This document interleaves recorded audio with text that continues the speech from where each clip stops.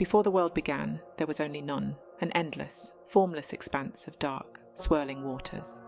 Chaos reigned in this boundless void, where nothing had shape or purpose, and time itself was meaningless. Within none lay the potential for all creation, hidden like a seed waiting to sprout. No light pierced the darkness, no sound disturbed the silence. Only the restless movement of the primordial waters existed. From this infinite abyss, life and order would one day emerge, but for now, none remained the unfathomable cradle of the universe, holding the mysteries of existence within its timeless depths.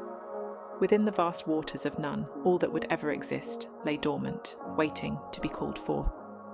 Every star, every creature, every drop of life was but a spark of possibility hidden in the swirling chaos. Potential shimmered unseen, like seeds buried beneath an endless ocean, yearning for form. The gods, the earth, even time itself were mere whispers of what could be, scattered throughout the formless expanse.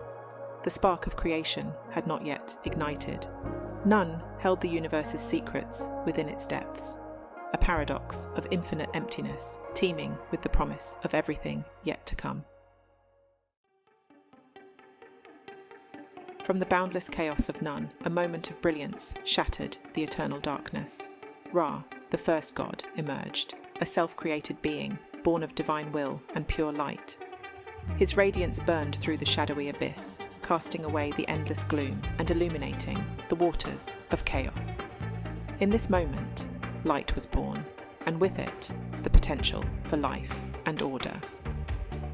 As Ra rose from the depths, a solid form took shape beneath him, the Benben stone, the primeval mound that emerged from the swirling waters. It was the first land, a place of stability amid the endless void, and Ra stood upon it as the supreme creator. From this sacred foundation, he surveyed the chaos, his light driving back the darkness. Ra's arrival marked the birth of time, distinction between day and night, and the beginning of creation.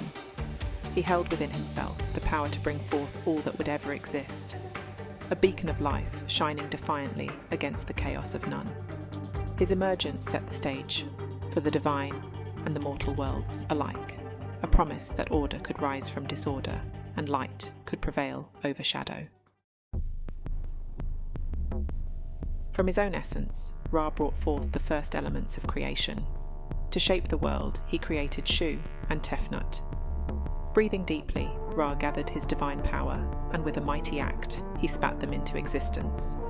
Shu, as the god of air, held the heavens aloft, creating the space between sky and earth, while Tefnut, as the goddess of moisture, brought the life-giving waters essential for growth. Together, they became the balance of dry and wet, forming the foundation for a stable world.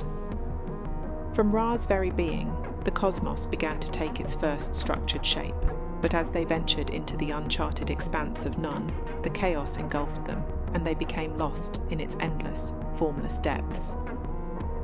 Their absence left the universe incomplete, and Ra, feeling their loss keenly, acted to restore order.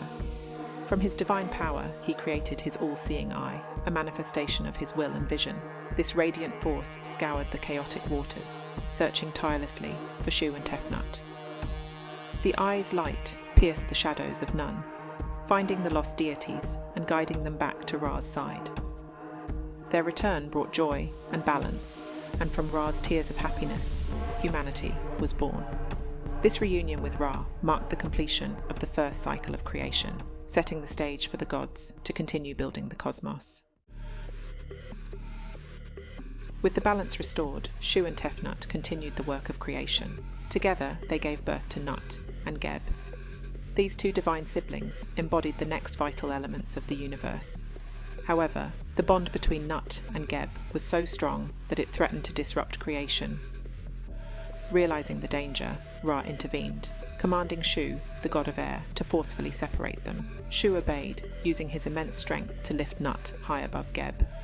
She arched her body gracefully, stretching across the heavens, her dark form adorned with glittering stars. Below her, Geb remained, his body becoming the foundation of the earth, rich with soil and rock, teeming with the potential for life. The separation brought clarity and order to the cosmos. Nut's expanse above became the vault of the sky, where Ra would traverse in his solar bark, illuminating the world below. Geb, now distinct, held the fertile ground that would nurture humanity and all living creatures. Between them, Shu stood as the ever-vigilant pillar, holding the heavens apart from the earth, ensuring that chaos could not return. The balance between sky, earth, and humanity was thus established, weaving the fabric of existence. With the cosmos established and balance restored, Ra ascended as the supreme ruler of creation. He took his place in the heavens, traversing the sky in his radiant solar bark, bringing light and life to the world below. His daily journey marked the cycle of time.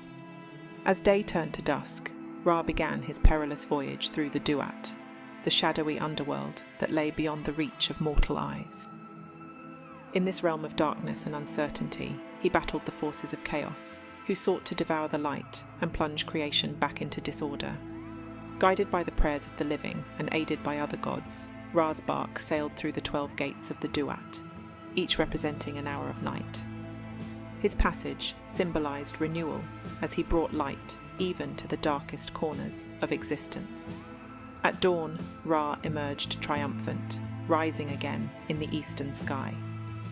His eternal cycle of death and rebirth not only sustained creation, but also inspired hope and reverence among gods and mortals alike, embodying the victory of order over chaos. From the union of Geb, the earth, and Nut, the sky, the next generation of gods was born: Osiris, Isis, Set, and Nephthys.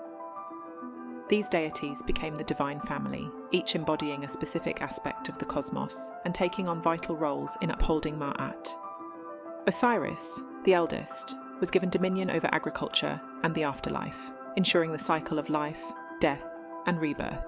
His role represented regeneration and the promise of eternal life.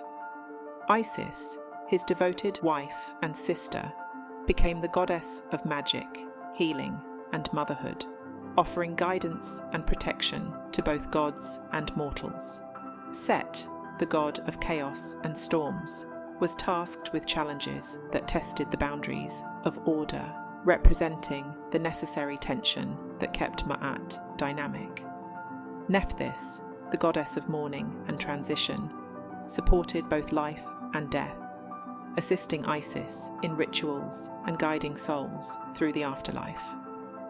Together, their interactions and stories reflected the balance of creation and the ongoing struggle to maintain Ma'at in a world where order and chaos constantly intertwined. From this story, Egyptian life and death, the endless dance between chaos and harmony, and the cycle of renewal and rebirth begins.